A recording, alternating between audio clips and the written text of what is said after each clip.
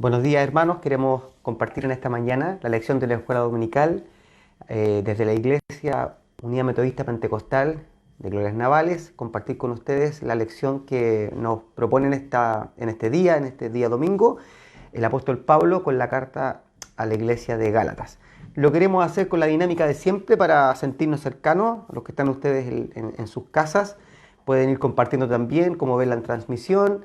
Y vamos a leer con los hermanos aquí del equipo de la misma forma que siempre lo hacemos, que nos caracteriza en nuestra iglesia, versículos alternados, hasta que el último lo leemos todos juntos. ¿Les parece? Así que saquen sus Biblias, júntense en familia, si están tomándose un tecito, un desayuno, no importa, lo importante es que puedan escuchar y compartir en esta mañana todos juntos y no perder la enseñanza hermosa que tenemos del apóstol Pablo. Gálatas capítulo 1. Y lo vamos a leer en el nombre del Señor. Dice Pablo, apóstol, no de hombres ni por hombres, sino por Jesucristo y por Dios el Padre que lo resucitó de los muertos. Y todos los hermanos que están conmigo a las iglesias de Galacia. Gracia y paz sean a vosotros de Dios el Padre y de nuestro Señor Jesucristo. Gracia y paz se dio a sí mismo por nuestros pecados, para librarnos del presente siglo malo, conforme a la voluntad de nuestro Dios y Padre. A quien sea la gloria por los siglos de los siglos. Amén. Estoy maravillado de que tan pronto os hayáis alejado del que os llamó por la gracia de Cristo para seguir un evangelio diferente. No que haya otro, sino que hay algunos que os perturban y quieren pervertir el Evangelio de Cristo. Mas si aún nosotros, o un ángel del cielo, os anunciare otro evangelio diferente del que os hemos anunciado, sea anatema. Como antes hemos dicho, también ahora lo repito, si alguno os predica diferente evangelio del que habéis recibido, sea anatema. Hombres, pues si todavía agradara a los hombres, no sería siervo de Cristo. Bien, al igual que nuestra escuela dominical, usted se da cuenta, nunca podemos hacerlo al unísono, siempre estamos diferenciados ahí en cuanto a la lectura y al ritmo, pero lo importante es tener claro lo que en esta mañana queremos compartir.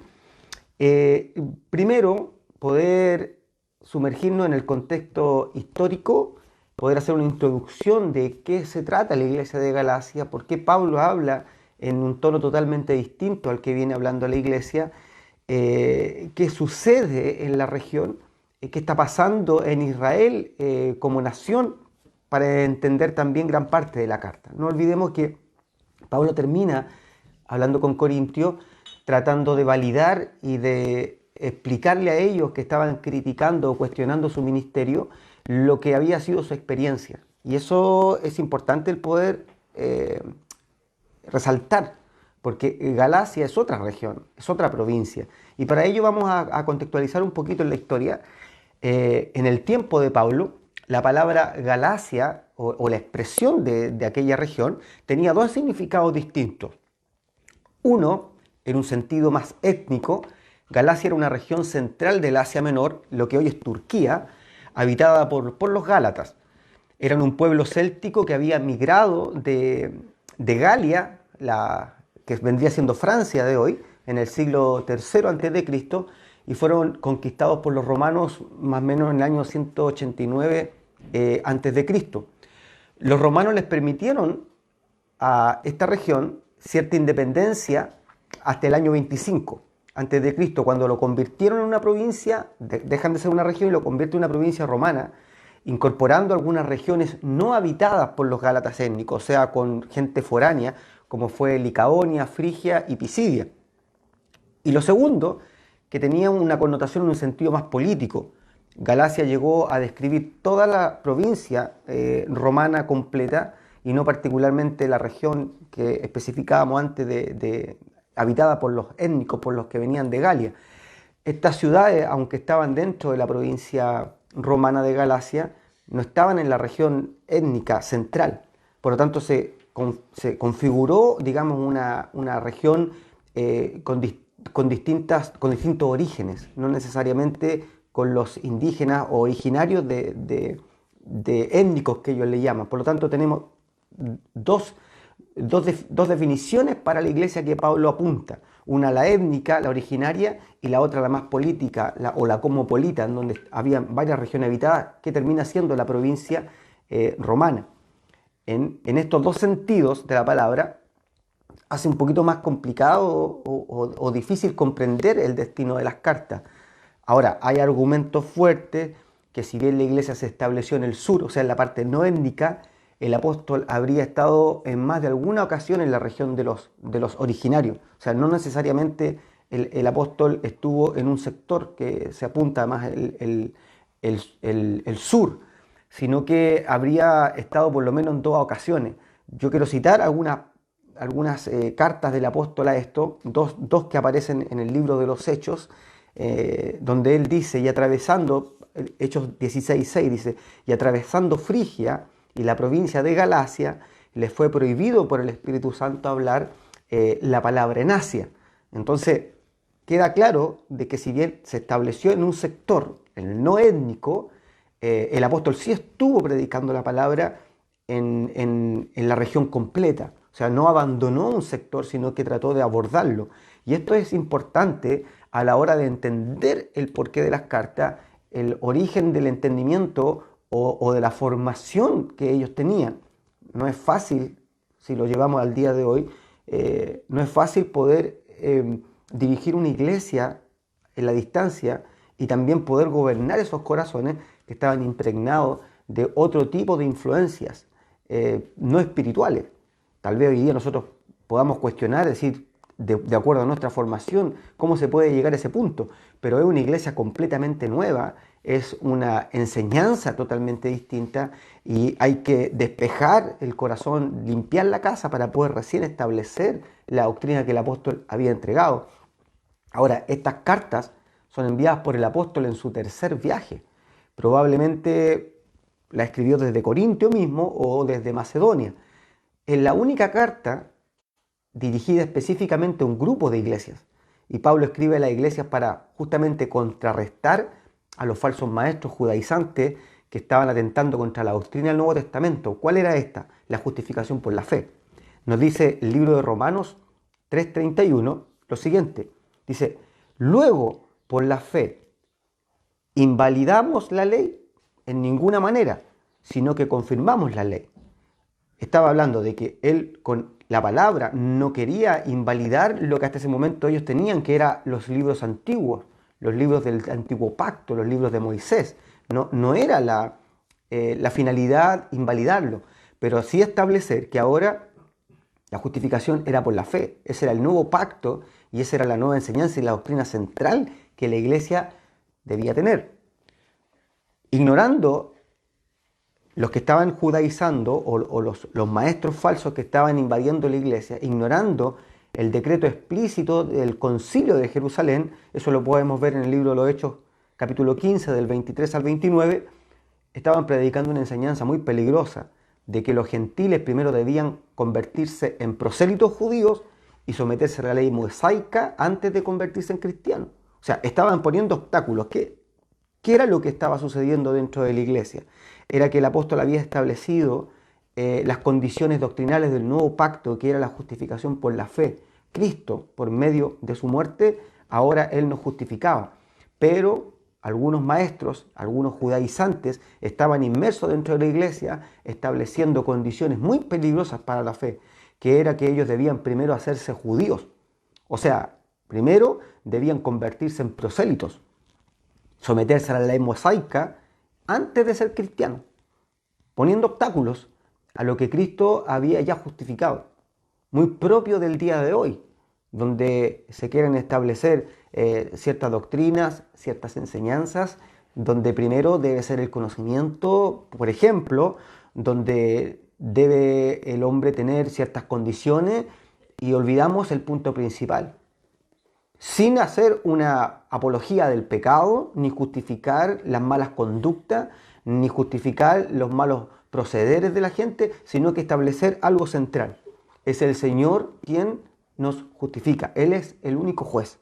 Él es el único que puede poner las condiciones. Él es el único que puede elegir. Y nosotros, por medio de la fe, creer que esto es cierto y no someternos a enseñanzas falsas que pueden establecer dentro de la iglesia ciertas separaciones, malas enseñanzas. El apóstol está hablando en el primer siglo del mundo cristiano. Y hoy día ya en el siglo XXI nos damos cuenta que todavía estas prácticas siguen siendo el método de manipulación. Y la iglesia debe primero allegarse por medio de la fe a creer que es Cristo quien nos justifica. El apóstol se ve remecido en su espíritu por la apertura de los Gálatas a estas prácticas. Ellos estuvieron llanos a recibir. Ya habíamos visto en la iglesia de Corintios cómo recibían a cualquiera, pero al apóstol lo cuestionaban. Cómo validaban la palabra de quien viniera, pero la palabra verdadera del apóstol es que él termina justamente la carta a la iglesia de Corintios no tratando de validar para parecerles bien a ellos, sino que demostrándole de que había sido Cristo y había sido toda su experiencia desde Damasco y hasta el final, las travesías, los naufragios, los peligros, la persecución, y él seguía en pie. Y no necesitaba en el fondo demostrarle a nadie de que él había sido llamado por el Señor. Y el apóstol, como les digo, se ve remecido por la apertura que la iglesia de Gálatas tiene a estas prácticas. El versículo 6, me voy a adelantar un poco, pero mira, dice: estoy maravillado de que tan pronto os hayáis alejado del que os llamó por la gracia de Cristo. O sea, sorprendidísimo de que con toda la enseñanza que ellos tenían, hayan dejado y hayan permitido escuchar, ponerle oído, y más que el oído, el corazón, a estas enseñanzas de los maestros falsos, de este grupo peligroso, este séquito peligroso, que estaba destruyendo la doctrina verdadera y central de la iglesia del nuevo pacto, que era la justificación por la fe. Eso no nos olvidemos, la justificación por medio de la fe de Cristo. Les escribe justamente para defender la justificación por la fe y advertirle de las consecuencias de alejarse de esta doctrina esencial. Este es el centro de la iglesia. O sea, si nosotros permitimos que esto se trastoque, estamos trastocando las bases fundamentales de la iglesia. Y hoy por hoy dentro de la iglesia todavía se debate respecto de esto y de muchas otras prácticas. Se debate en torno a algo que es establecido por Cristo, por medio del apóstol, en la iglesia primaria y en el fundamento de la iglesia. Gálatas, de hecho, es la única carta, y esto quiero que lo centralicemos, pongamos atención, es la única carta que el apóstol escribe y que no contiene felicitaciones a los lectores. En las demás cartas el apóstol los felicita, es muy condescendiente, pero esta carta Pablo escribe y no tiene ningún tipo de condescendencia y felicitación a la iglesia. O sea, dejando en evidencia que la actitud del apóstol para confrontar este problema y defender la doctrina esencial de la justificación. O sea, había una molestia, había una preocupación tal que el apóstol no es llano ni es, digamos, simpático en cuanto a su actitud al afrontarlo. En concreto, desde el saludo y hasta el final, Pablo muestra un carácter intransigente a lo pusilánime que puede llegar a ser una iglesia cuando pierde la dirección. Y es peligrosísimo cuando una iglesia pierde la dirección. Cuando pone oído, cuando permite introducir prácticas que nunca han sido de la iglesia, prácticas doctrinales. En esencia, nuestra fe es esta, que nosotros somos justificados por Cristo. Por algo es el sacrificio. Por algo somos una iglesia que no teníamos argumentos, no teníamos derecho, pero Cristo, por medio de su sacrificio y el apóstol por medio de sus cartas, nos introduce a la iglesia gentil en esta vereda, en este camino que nos ha llevado por años y por siglos a los pies del Señor. Nos ha permitido poder acercarnos. Así que en eso la iglesia tiene que cuidar, defender y estar siempre pendiente de que las corrientes, los pensamientos, hoy por hoy tiene más trascendencia el conocimiento que la sabiduría.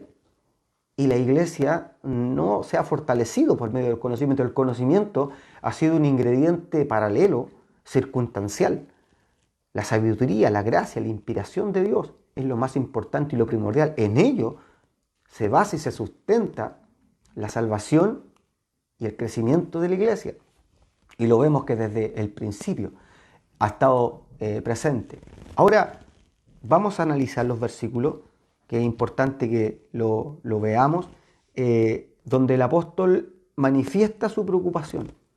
Partamos, versículo 1 dice: Pablo, apóstol, no de hombres, ni por hombre, sino por Jesucristo, por Dios el Padre, que lo resucitó de los muertos. Apóstol. Apóstol significa aquel que es enviado con una comisión. La de él, obviamente, es enviado por Dios, no de los hombres.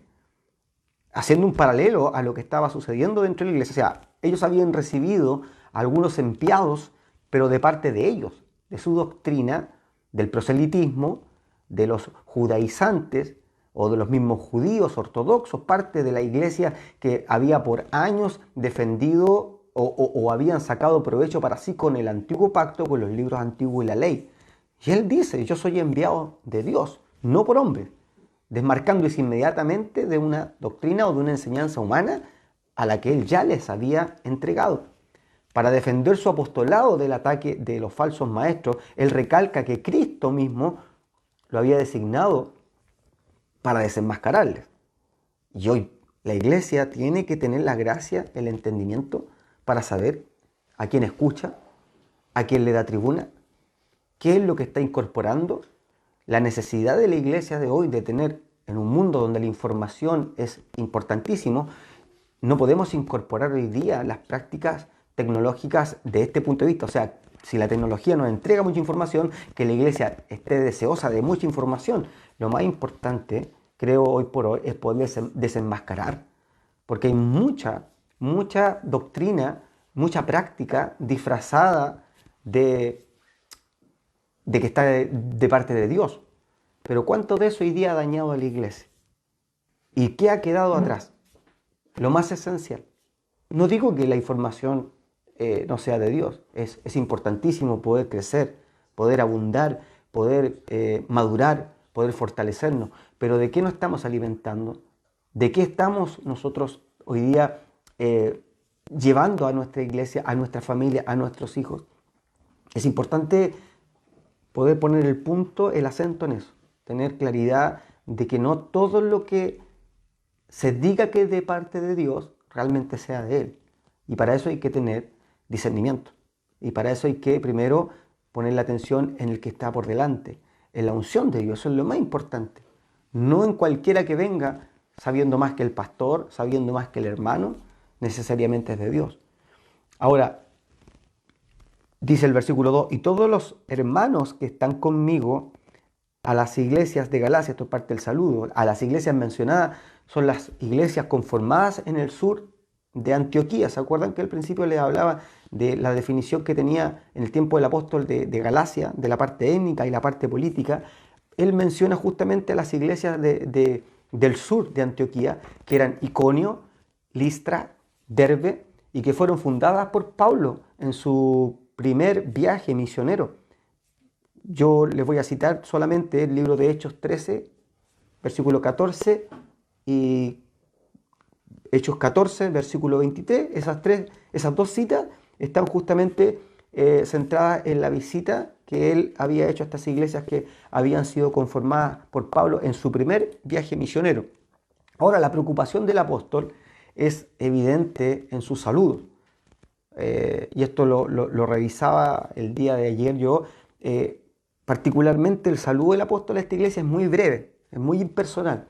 Omite ciertas cortesías habituales que él tenía hacia la iglesia. O sea, estaba tan preocupado que fue derecho, digamos, al punto, a la situación, a la práctica, al error y al meollo, digamos, del asunto que estaba sucediendo.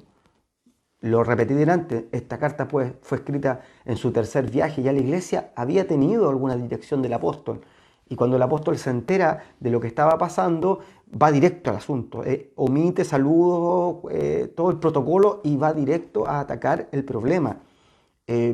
Sería bueno que también revisáramos esa actitud, que muchas veces nos damos tantas vueltas en cuanto a ciertos problemas y hay que atacar el problema de fondo y de una, digamos, de inmediato. dice el verso 3, gracia y paz sean a vosotros, de Dios el Padre y de nuestro Señor Jesucristo. Hasta el saludo de Pablo reviste un ataque contra el sistema legalista.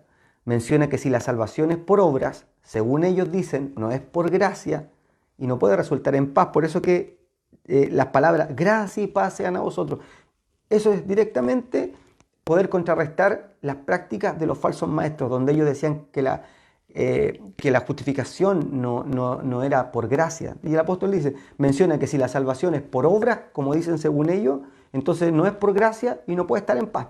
O sea, lisa y llanamente es una manera de contrarrestar y atacar el problema que estaba sucediendo o el lema que ellos tenían, que la justificación era por obra. El cual se dio a sí mismo por nuestros pecados para librarnos del presente siglo malo conforme a la voluntad de nuestro Dios y Padre. O sea, nadie puede evitar el pecado por medios humanos o por guardar la ley. El apóstol le escribe a la iglesia de Roma, Romanos 3:20 dice, ya que por las obras de la ley ningún ser humano será justificado delante de él, porque por medio de la ley es el conocimiento del pecado, por lo que se debe ser perdonado por medio de la muerte expiatoria de Cristo. O sea, nadie puede evitar el pecado por los medios humanos o por guardar la ley. No por guardar la ley no voy a pecar, al contrario. Creo que la ley justamente es para contrarrestar la falta de conducta del hombre, por lo que se debe ser perdonado por medio solamente de la muerte expiatoria. Y volvemos al punto de que somos justificados por medio de la fe. Para eso fue el sacrificio de Cristo. Ahora él dice el presente siglo.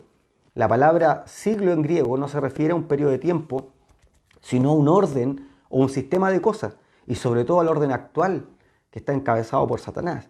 No sé si ustedes han escuchado el concepto del nuevo orden mundial. El presente siglo, Pablo está hablando del siglo I, pero no se trata de qué siglo, sino del orden establecido. Cristo ordenó todas las cosas por medio de su muerte para favorecer a la iglesia, por medio de la gracia. Y hoy día ese nuevo orden quiere justamente sacar del centro a Dios. Y el centro de la iglesia es Cristo. Nuestra práctica cristocéntrica es la que nos ha llevado a la iglesia a estar hoy día todavía empoderada dentro de un sistema que nos ha querido apartar.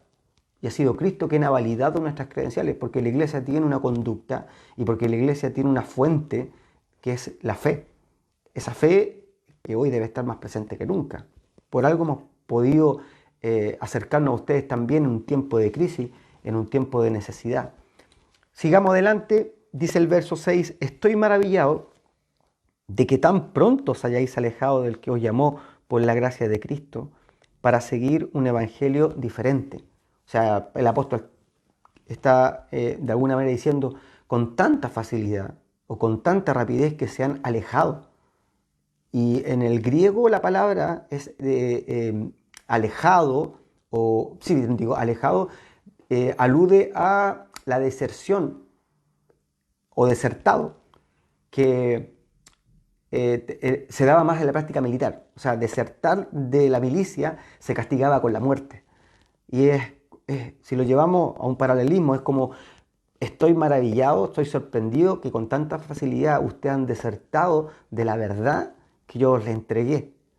Y esa nueva verdad que era ponerle oído a los falsos maestros lo iba a llevar a la muerte, porque la deserción llevaba a la muerte. Y ellos se estaban alejando de tal punto que iban a terminar renegando el evangelio y renegando el sacrificio central y más importante, que era, vuelvo a repetirlo, la justificación por la fe. La palabra de hoy tiene una connotación central y un lema que es defender la justificación por la fe, de que no hay mérito humano para poder acercarse al Señor o para poder ser libre. Es solamente el Señor que nos libra, porque ya pecamos por omisión, pecamos de facto, pecamos de hecho, pecamos de pensamiento, pecamos por omisión, por olvido. O sea, nuestra vida está cercada al pecado. Y eso nos puede estancar si no fuera por Cristo. Todos nos equivocamos, todos pecamos. Se miente con tanta facilidad, se miente para evitar conflictos, porque la verdad es lo que más le cuesta al hombre. Y ahora tenemos a una iglesia que es el ejemplo de lo que es también la iglesia de hoy, que ha puesto oído a todas las nuevas posturas, a todas las nuevas maneras, a todas las nuevas doctrinas, y se ha olvidado de lo esencial. ¿Con qué facilidad se miente dentro de la iglesia? ¿Con qué facilidad se es irresponsable dentro de la iglesia? ¿Con qué facilidad se es desleal dentro de la iglesia? ¿Con qué facilidad asumimos cualquier conducta que se nos imponga porque es nueva, porque está de moda? Y hemos olvidado lo esencial, lo que el apóstol hoy día nos plantea. Ahora, la gracia del que os llamó, dice, del que os llamó por la gracia de Cristo. Vuelve a tomar el punto de la gracia, que es el don inmerecido. Esto indica que ellos se alejaron por voluntad propia, siguiendo a los falsos maestros. Esto no, nadie puede justificar, decir, es que me indujeron.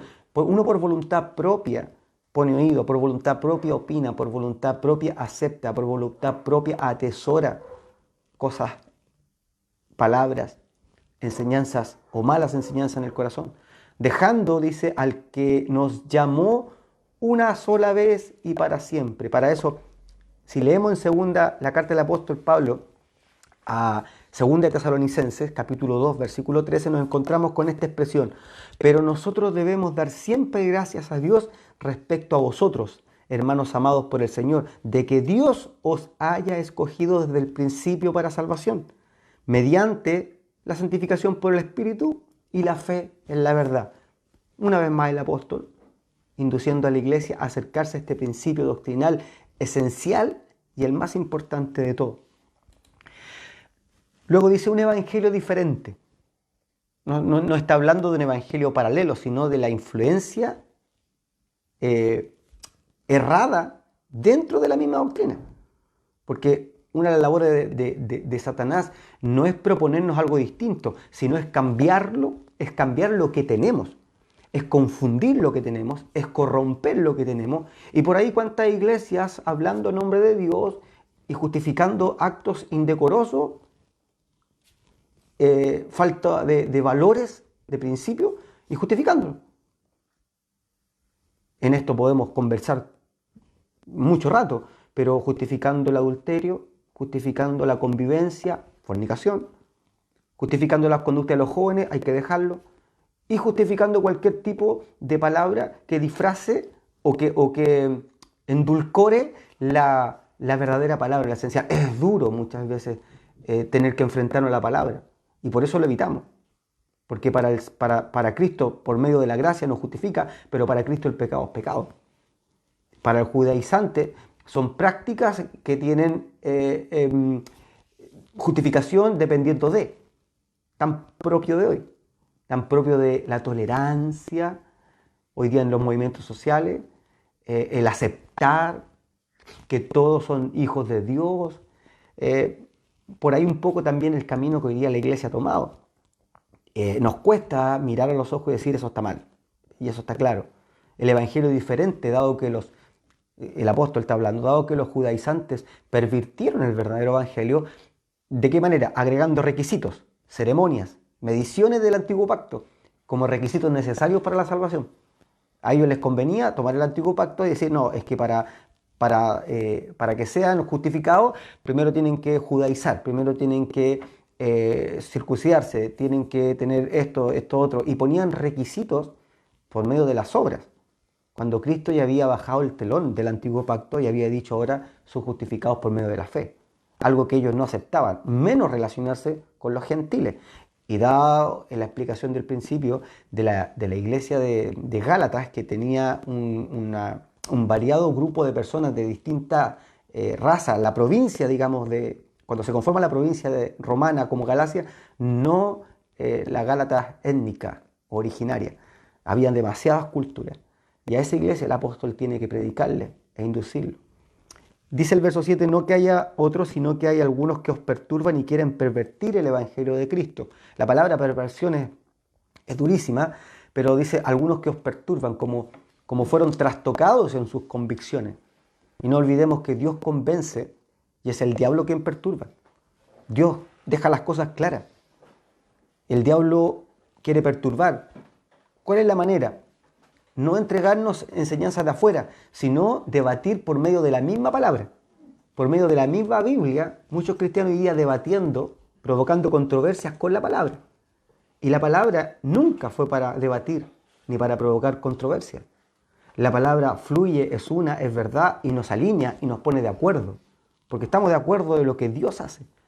Si alguien está debatiendo por la palabra, créame que eso no es dirección de Dios. Porque la palabra es clara, es una y es para bendecir. ¿Quiénes eran aquellos que debatían con la palabra? Los fariseos. Estoy hablando de la ley.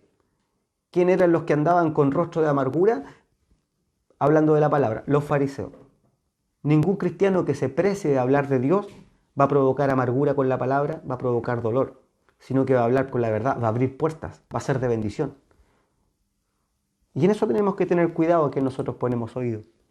Cuando dice pervertir el Evangelio, pervertir significa convertir algo en su opuesto. El Evangelio no puede ser modificado en ninguna de sus estructuras. Al agregar la ley a la gracia de Cristo, los maestros destruyeron la gracia y convirtieron el mensaje del favor inmerecido de Dios hacia los pecadores en un favor divino con méritos humanos.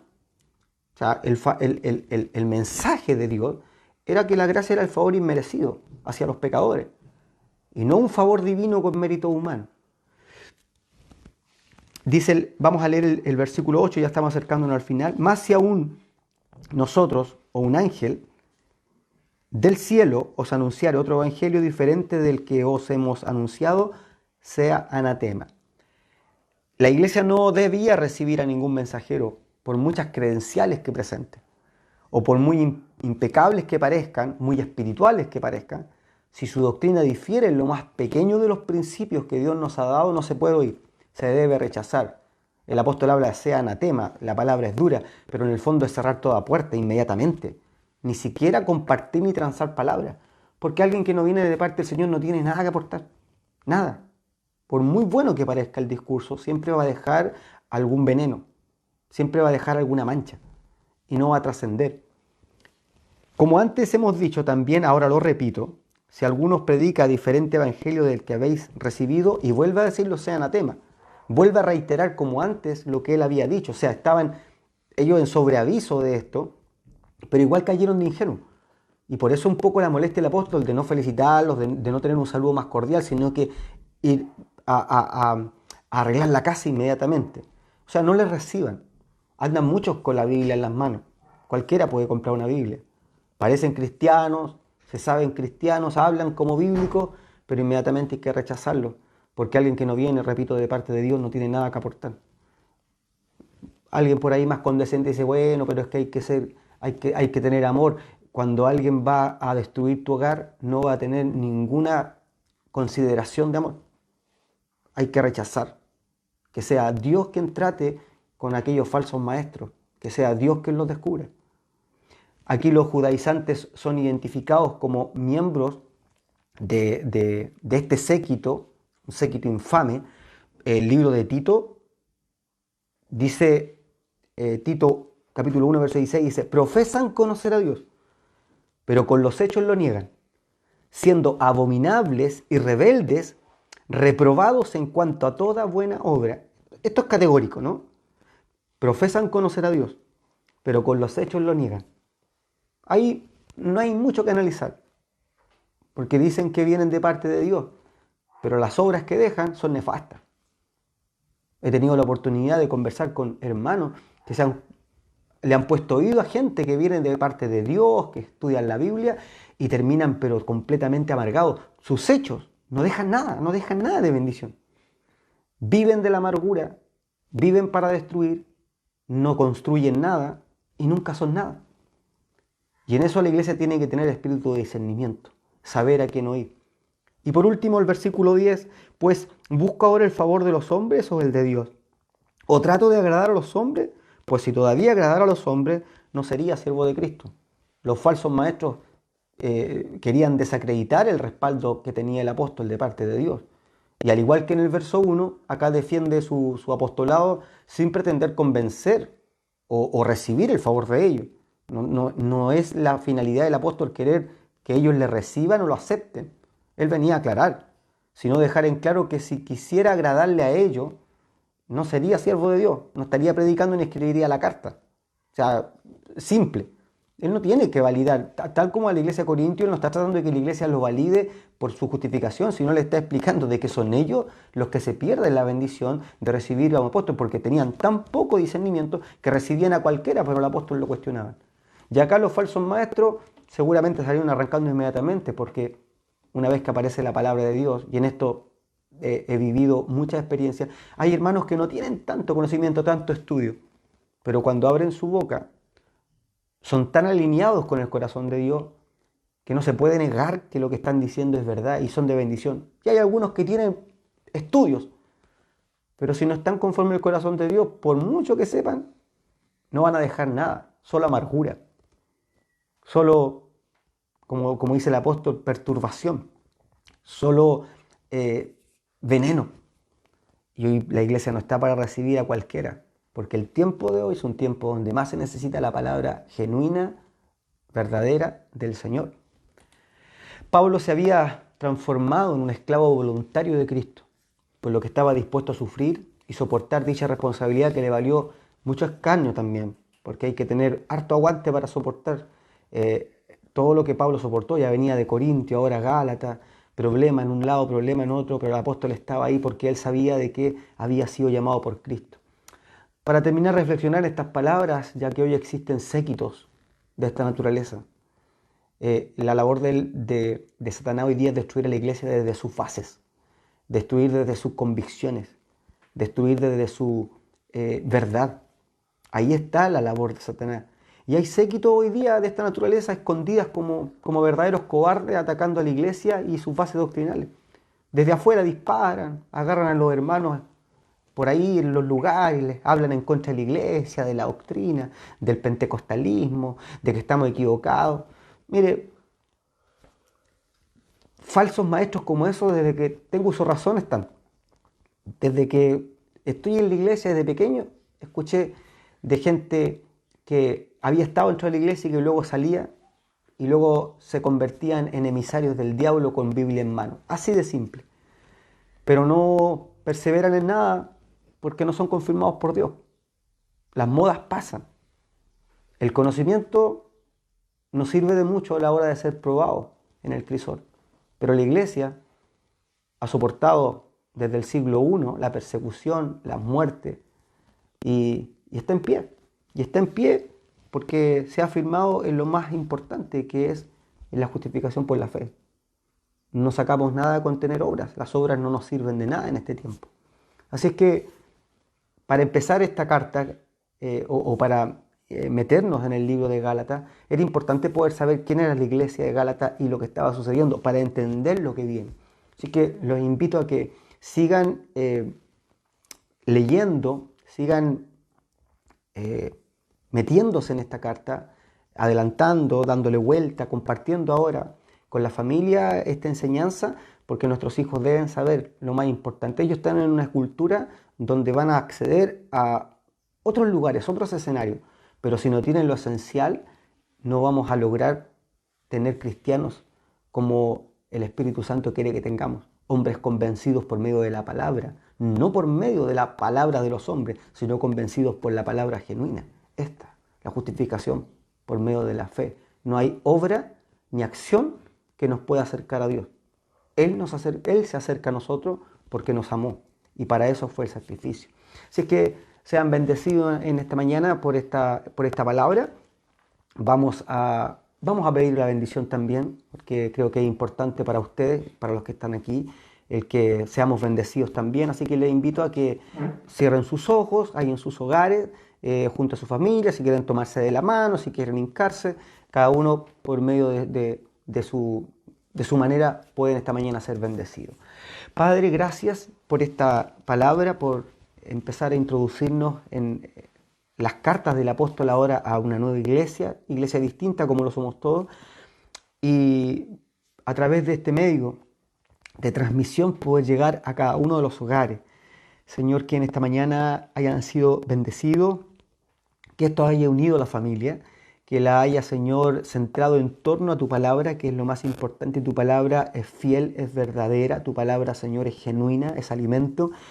Y en esta mañana, Señor, no hemos perdido la bendición de la escuela dominical porque esta enseñanza ha sido para todos. Te pido bendiga, Señor, a todos los que están detrás de esta cámara, en sus hogares, en sus trabajos, y donde quiera que estén, Señor, en un computador, en un celular, una tablet, en un televisor, donde estén, Señor, viendo esta transmisión, sean grandemente bendecidos. Seamos fortalecidos en este tiempo donde hemos estado en nuestros hogares y cada uno de ellos, Señor, en esta hora pueda sentir la bendición de tu palabra y sentir tu presencia. Gracias por todo esto. Te lo agradecemos en el nombre de Jesús nuestro Salvador. Amén. Les dejo invitado para esta tarde. ¿Lo vamos a hacer por Facebook o por YouTube? Por Facebook y por las plataformas que podamos transmitir. Vamos a tener un servicio esta tarde un poquito más distinto para poder tener una dinámica también distinta. Les dejamos invitados a partir de las 18 horas. Lo voy a estar publicando igual en el grupo para que ustedes se conecten y pueda ser también de bendición. Invite a su familia, invite a sus hijos, a que estén todos juntos ahí congregados para que su presencia también sea en nosotros, porque el Señor está con nosotros en nuestros hogares. Él es omnipresente, así que está con todos nosotros donde quiera que estemos. Dios les bendiga, nos vemos pronto.